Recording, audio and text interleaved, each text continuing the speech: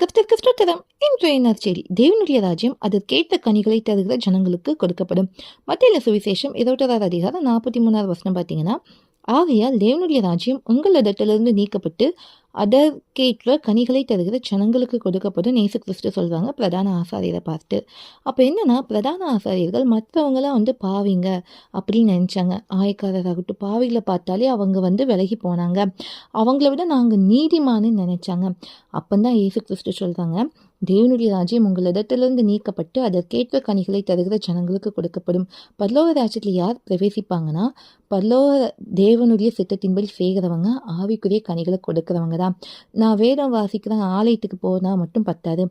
வேதத்தில் சொல்லப்பட்ட ஒவ்வொரு வார்த்தைகளையும் கை கொண்டு பிதாவின் சித்தத்தை நிறைவேற்றி தேவனுக்கேற்ற கனிகளை கொடுக்கும்போது, ஆவிக்குரிய கனிகளை கொடுக்கும்போது தான் பரலோக ராஜ்யத்தில் பிரவேசிப்போம்.